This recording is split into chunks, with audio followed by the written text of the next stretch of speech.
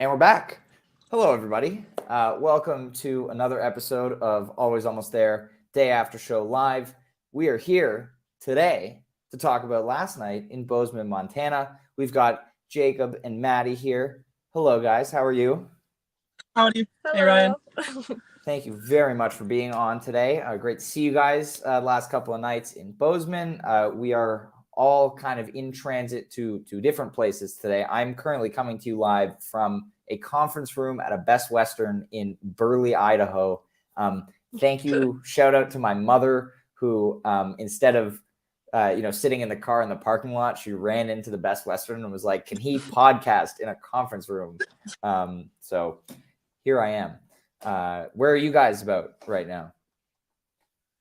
We're in a parking lot in Butte, Montana, about to get ourselves some brunch after we do this. Yes. Enjoying some beautiful mountain views. And I always stop in Butte. It's a cute little college town. I love it here. There's some great cafes, great places to hang out. Beautiful. Well, I'm excited to dive into last night's show. But before we do that, a brief word from our sponsor, which is Beekeepers Naturals. Powered by nature and obsessively tested, Beekeepers uses potent ingredients like propolis pollen and royal jelly and steers clear of added chemicals. In a day and age where we want to boost our immune system as much as possible, Beekeepers Naturals has many products from lozenges to gut health supplements to support us and tap into the magic of nature. Personally, I don't leave home without one of their propolis throat sprays, which is especially supportive when singing my heart out at shows, which I definitely was doing last night. Use code STORMSOUND at checkout for 20% off your order at beekeepersnaturals.com. So let's dive into the show. I know you were in line early. You got up nice and close last night. Tell me about your experience getting into the Elm and the pre-show vibe.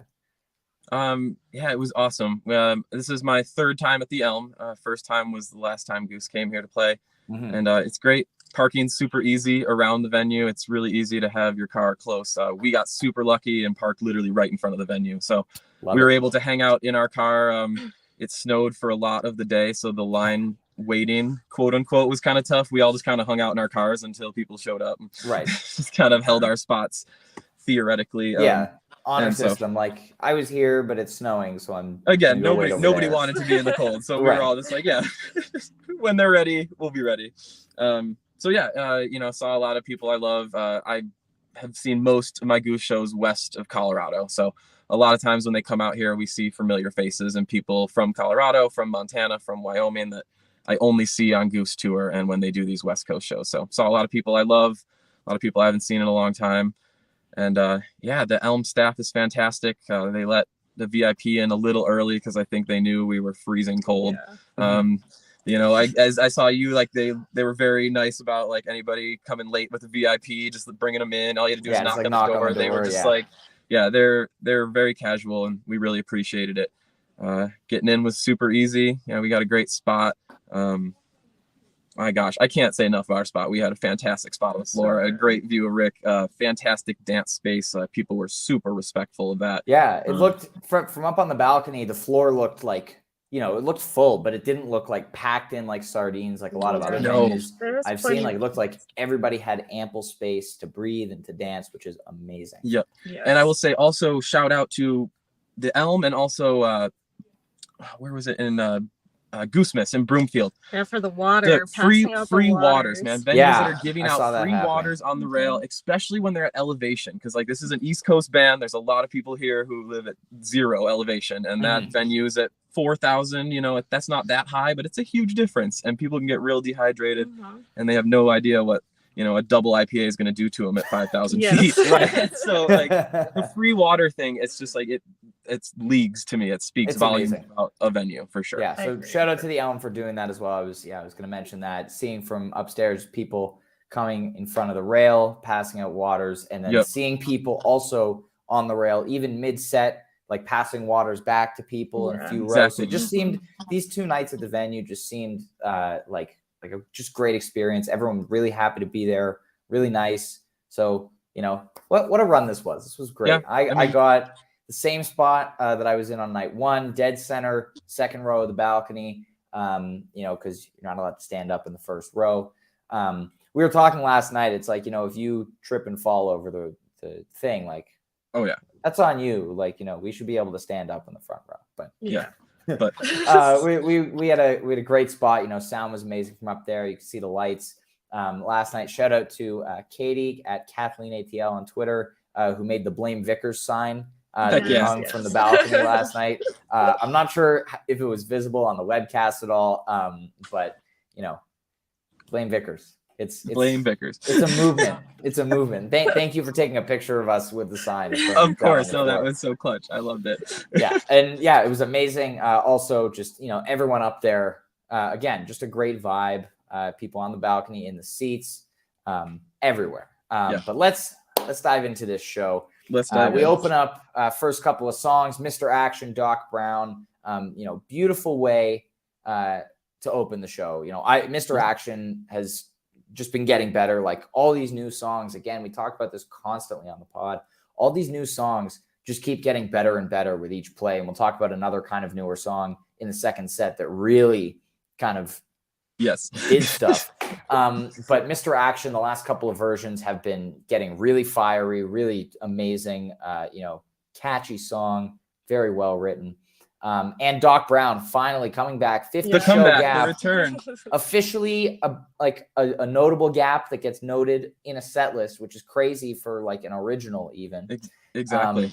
But it's back and it was in the 2-hole.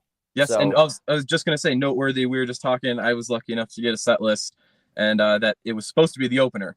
And they jumped Mr. Action to the opener slot, which I think was perfect. Give us like that intro Mr. Action, get everyone settled in, and then the Doc Brown, to get people moving. And people were very excited as Doc Brown started. Yes. I was one of them. Me too. I was very excited. It was great. It was great to hear come back. Peter had a great guitar solo. And you could tell he was happy. Yeah, Jeff lied to us on Twitter when he said Doc Brown was dead. I know. He likes to do that. He does like to do that. He likes to have some fun with those on the internet. Indeed. I will say, I'm not sure if this was just something I noticed or I don't know. I felt in the past 2 shows, Peter was on his guitar a lot, which I love. And I don't feel like I've seen it a ton. I haven't been paying attention to the most recent shows, but I haven't seen it a ton in the last tour. And I was so happy to see the 2 guitars out so much over the past 2 nights. He was still doing keys a lot in jams, but I think there were a lot more guitar songs in the rotation the last couple of shows. They've been, like Philly Night 1, for example, he didn't touch his guitar the entire show. Right, I know. Well, that's except when he was doing that little except during the echo when he was doing the weird shit. But that's my point. Like I do love the 2 guitar noise. I'm a fan of sonic influence. I'm a fan of loud. And King Gizzard and the Lizard Wizard, man, more guitars the better. Of course. It's like 6 guitars in that band. So next up in the first set last night, we had the 80s synth Indian River into the Welcome to Delta Jam, and then that into a surprise bust out of Cantaloupe Island. Fuck Herbie Hancock, first time since 12/5/19, 213 show gap, and complete audible. The band had not practiced. They had not planned on doing it. It just kind of happened naturally out of the Delta Jam, which I thought was really cool. I didn't recognize it at first. I was like, oh, this is cool. And then I was thinking to myself, like, this is definitely a song. I recognize. Yeah. I knew that I knew it, but I was like, we know that we know this. Yeah. It's like, I should be able to recognize what this is. But it was really cool. The Delta also, strong as always, great solos from Rick and Peter on that. And I love that the Prophet synth patch that he uses for his solo on Indian River is just like clean, like very melodic synth sound. And I love the way he did that. I want that arpeggiator Delta to come back though. They did at the Ryman. That was really cool. Yes, it was. And I hope they do that again. But what do you guys think of this? I loved the Indian River. I love Welcome to Delta Jam. I mean, especially as you said, like with a dance floor with great space and good people, like a Welcome to Delta Jam is perfect. One thing that I am questing after, probably my most sought after thing in all of Goose, is I just want to hear Rick sing the Bhagavad Gita lyrics to the Indian River. I want him to do that verse. So every time they play Indian River, there's a shred of hope for me. And every time it doesn't happen, I'm like, oh, But I thought it was gonna happen last night. It got so that could be late. my only thing left wishing. That Indian River was fantastic for that early in the show, and again with a funky jam like Delta, and then yes, as you said, Cantaloupe Island was not on the set list. That was totally just an organic happening out of the Welcome to Delta, and I'm here for it. Me too. The Gita lyrics haven't been played since Legend Valley 2021. It's been a while. And when they did it, like, and again, so perfectly, they played Indian River early, and then they do the lyrics at the very end of the whole show, which I kind of thought maybe during the Madhuvan we might get it. That was kind of my thought, is like, oh man, this Madhuvan might be a perfect time for a little reggae jam and Bhagavad Gita lyrics. But like I said, they love to keep us questing. Yeah, exactly. After that, we get nice set closing segment, Atlas Dogs right into Flea, right into Pancakes, really strong stuff. And the Flea Pancakes to me was the beginning of what we would see a lot of in the second set, which is really efficient jamming, getting a lot done in a relatively short amount of time. These were the first two jams where I looked at my, watch after, and I was like, that was only Flea was only 12 minutes and had a great peak, and then had a few minutes of really awesome spacey stuff. Pancakes was just hot, as it's been doing lately. They're getting so much done in such a little amount of time in some of these jams, which is so cool to compare to earlier in the tour where you look at these 28, 29-minute jams, which I think are still going to happen. I don't think they're, moving from one to the other. And it's cool to see them doing both on the tour. Oh, I agree. And there's a place for both. I mean, I think a great example is what Fish just did. And, we saw them in Seattle. Mm-hmm. And they, again, Saturday Night in Seattle to me was exactly the show they should have played in Seattle. It was rock and roll. You get an Isabella, you get their rockin' songs, you get Trey just being a rock star. And some people in Seattle might be upset they didn't get the 40-minute tweezer or the improv, but it's there's a place for both. And I feel like last night Rick was a rock star. He was shredding through everything. I think most of the jams, in my opinion, were kind of, like you said, efficiently based around Rick. I just felt like there wasn't a ton of exploration in not a negative way whatsoever. It was just, they were very much supporting Rick going off, and he just went off all night long. Yeah. Man, and Pancakes as a set closer is just so good. You can't go wrong. Good. They've been crushing the Pancakes lately. Yeah.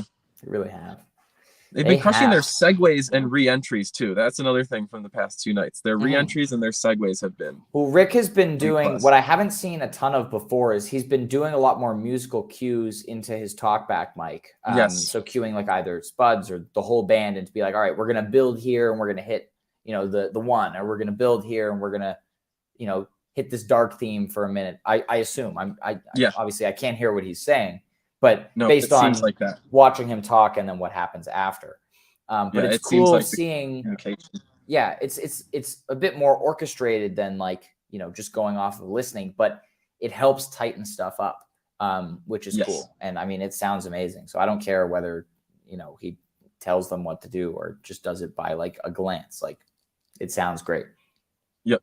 Yeah. Yep. Here for it. Yeah. What was so now set break? What was your guys' set break experience like last night? Did you go we couldn't leave the venue, but did you go out into the concourse? Did you stay where you were? We just hung on the floor. Yeah, we hung on the floor. Yeah. I think I ran to the bathroom. I made sure to empty the tank because I could tell the second set was going to be pretty fantastic, and I didn't want to have to leave at any point. So quick run to the bathroom, but it was standard set break on a bicycle day. You're kind of just like, hey, could you turn the lights back off and play some more music? The Lean On Me was great. Oh yeah, they played Lean On Me during the set break, and that was fantastic. It was and then shout out the first night they played Canned Heat, Jamiroquai Canned Heat right before they came on, and it was it just got everybody up and ready right before the song or right before the music. They've been playing they were playing a lot of James Brown too the last couple of nights. It's been excellent. I mean, and it makes a difference. If you can get people up and grooving before the band even walks out, it's we are so pumped the time that when they hit the stage. Yeah. It was amazing. Yeah. Ryan, as I said yesterday to Ryan Legvold here, we all know you're telling them what to play on your own talkback mic, Ryan. As I said yesterday, if I had that power, Moby would be played a lot more. That's we'd have gotten a Moby set last night. Yeah, no, there was, so that's actually a great segue into the beginning of set 2 and Mist. And I don't know how often I've said this on the pod, but I've thought for a while, like the beginning of the Mist jam could so easily go into Moby and then back into Mist. And I think a Mist Moby Mist would be like the coolest thing ever. I love this idea. I hope they do that someday. But I love Mist as a second set opener. You know, they've really been taking their time with this early part of the jam recently. You know, Peter on the Vintage Vibe, just great stuff. You know, the last one a few versions ago in Cleveland, you know, we had like the Trevor solo and then the Peter solo and then the Rick solo. Last night was great, very patient. You know, great stuff from Spuds again, who, you know, was on fire. Like my mom kept saying, like, you know, it's her first shows where she has that kind of more overhead view, and she's like, Spuds is working so hard back there. He is so impressive. I can't say enough about Ben, man. He is one of the best drummers I've ever seen. I love him. He is a good friend and has done great things for the both of us, and we appreciate him and can't say enough about him as a drummer and a human being, man. Holy cow. One of the nicest guys I've ever met. So nice. I do also want to say in this Mist jam, every time in the Mist jam, like his instincts on how to slowly speed up what he's playing before finally kicking into that, like, you know, the double time, like going towards the ending. Like every single version, it's just, it feels so perfect the way like he subtly gets faster, and then we'll do like a, you know, like a fill thing to very smoothly lead it into the second section. So it sounds amazing. And absolutely, man, the Vintage Vibe just sounds so good. It does. I can't believe that I can't believe how far Peter has come on his keys. Yeah. I can't believe that this was like his keyboard playing came because of this band, because watching him grow and watching where he is now it blows my mind. He is so good. I know, I think about that all the time when he's jamming out on the keys and just going hard. I'm like, wow. Well, so on the Peter side of things, I'd say night 1 was clav night. Last night was piano night. It was dominant in, you know, most of the jams we saw. Like, you know, the next song, We Get Everything Must Go, and, you know, they've been hinting at jamming it out the last few versions. There's been like 30 seconds to a minute of like, you know, kind of pushing the envelope. And we talked about that on our leg 1 recap as well. And as soon as they started it like in the second set, I was like, all right, this is it. Like, it's going to get jammed out right now. Like, you know, there's no other reason for them to put it in this slot. And it was great, you know, with intent. They drop right into this minor key groove and just rip for it. It was like 15 minutes and just ripping. And yes, I was going to say another instance. I think I feel like the Everything Must Go jam is a perfect encapsulation of what I was talking about, where I felt like the jams were so, in such a great way, centered around Rick. Like he just shredded that jam. He performed so perfectly on his guitar, and he did it with the lights perfectly on him and the band perfectly around him, and like took, you know, a perfect moment to shine, and he shined. Yeah. The light rig was amazing. Yes. Also, this is our first experience with the new light rig, and holy. Shout out to Getty, Andrew who has been crushing it. Amazing. Yeah. There was and Everything Must Go last night. Like, you know, it strikes me every time I listen to the song, but especially last night, like Rick and Peter and Jeff's, like the vocal harmonies in this song are just so on point. They're so incredible and perfect. And just that undeniable Rick and Matt Campbell songwriting style. It's incredible. You know, I love the way this song has grown, you know, over the last 6 months since it was debuted. You know, and I'm looking forward to that 20-minute version. It's coming. It's coming. Yes. It's coming. Absolutely. It's coming. Last night is just the beginning, if you can believe it. Oh yes, I can't wait to see where it goes. Actually, yeah, and it's gonna be amazing. And so they go from there. You know, you just have this super balls to the walls, peaky jam, Rick everywhere. Then they go into No Rain, and this jam. First of all, I was very excited to see No Rain. It's my second one. Caught my first one in Boulder in December. But this jam was such a good, you know, like yin yang contrast against the Everything Must Go. This got spacey. This got slow, patient. Peter leading again on the vintage vibe. And then as it starts to like fall apart, again, this is another jam. It's only like 13 minutes, I think. I couldn't believe that. It's stretched. You know, it was one of those like patient, spacey jams. It just seemed to stretch forever. And then as it's like, you know, falling apart even more, Peter throws in Dark Star. I know. Like, and I was like, like wait. I was like, no, that's real. And exactly like you said, it was such perfect timing because they let the entire jam melt into like a puddle. Yeah. And then everything was just kind of like murky, melty, and like you said, almost gone. Like it almost let it all go. And I kind of maybe thought at a point they were just going to let the jam like peter out into one of those just like ambient endings where things just kind of space out. But yeah, the way, yes, that Peter just brings in this and then they bring the whole thing back. It's absolutely fantastic. It was amazing. And also kudos to Rick, like, you know, contrast with the Everything Must Go jam, but going from as just a guitar player, going from this all out, you know, shreddy thing. And then a few minutes later, you're playing a song and then you have to then restrain yourself and be like, okay, I'm going to hang back. I'm going to play like more rhythmic stuff, softer, whatever. Like to be able to go that and then go back up into, you know, high speed shreddy in Hunger Sight immediately after, like, man, fantastic. It's impressive. It's impressive. And then Peter, you know, attacking the piano once again on Hunger Sight, Rick going for it. This, I mean, I love this song. I do too. And I was just going to say it's really great to see the progression of Hunger Sight. And we were talking about how it seems like immediately after the lyrics, you can like physically see the band relax and like take a deep breath. And it's like, they are comfortable in this song. Yeah. And you can see that, and you can see them like they get the lyrics, they take a deep breath, and something good is always coming, and you can feel it, and you can feel them like, I love it. I'm very stoked to see this song grow. Me too. And I mean, it continues to, you know, we just had a 32-minute version, you know, we listened to it on the drive out here. Absolutely. And it's fantastic. It was my fuel to keep us driving to Spokane. Awesome.